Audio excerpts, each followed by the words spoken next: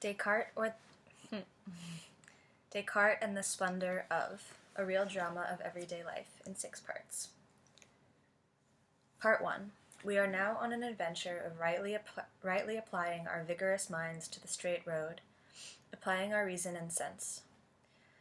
I shall thus delineate my life as in a picture so that I may describe the way in which I have endeavored to conduct my own design and thoughts in 6 parts. I am not up to subject myself to censure. You may note the grand design of Yosemite is without flaw, being a natural occurrence. Thus my own natural inherited mind has been such. Looming above me in magnificence, at times leaving me far behind. In short, grandiose above believability, and in short again, an irritant.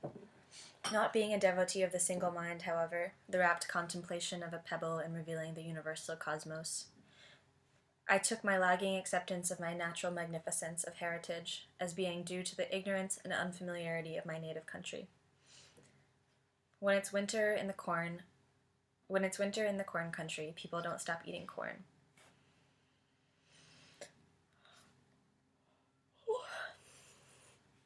So I traveled a great deal. I met George, Ebby, Joy, Philip, Jack, Robert, Dora, Harold, Jerome, Ed, Mike, Tom, Bill, Harvey, Sheila, Irene, John, Michael, Myrtis, Guy Fu, Jay, Jim, Annie, Kirby, Alan, Peter, Charles, Drummond, Cassandra, Pamela, Marilyn, Lewis, Ted, Clayton, Sid, Barbara, Ron, Richard, Tony, Paul, Anne, Russell, Larry, Link, Anthea, Martin, Jane, Don, Fatso, Clark, Anja, Les, Sue, and Brian. This being some trip, and the possibilities seeming endless, and the faculties for entertaining and being thus entertained limited, I quit this, and resolved to make my own self an object of study.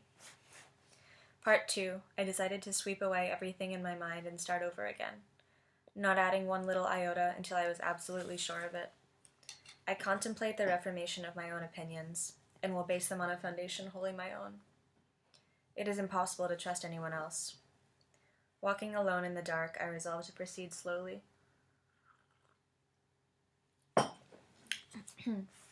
First of all, I'm not going to accept anything as true unless I am sure of it. Second, I divide all difficulties into as many parts as possible. And third, I will go from the easiest to the hardest in that order. And last, to make sure I forget nothing. I thereby exercise my reason with the greatest absolute perfection attainable by me. Part 3. So my reason may have a place to reside, I thus build myself temporarily a small house of commonly felt rules, a provisory code of morals, until I arrive at the grand castle of my purely executed reason. I will 1. Obey the laws and customs of the country, choosing the middle way for convenience. For excess is usually vicious, and nothing on earth is wholly superior to change. Thus extremes are prone to topple more. 2. Be as firm and resolute in action as able. Once a choice is made, hold to it, thus alleviating pangs of remorse and repenting. 3. Always conquer myself rather than fortune, and change my own desires rather than the order of the world. For excepting in our own thoughts, nothing is absolutely in our power. We shall not desire bodies as incorruptible as diamonds, but make a virtue of necessity in our span of time. All that is necessary to right action is right judgment, and having furnished my cottage, I begin the establishment of the castle.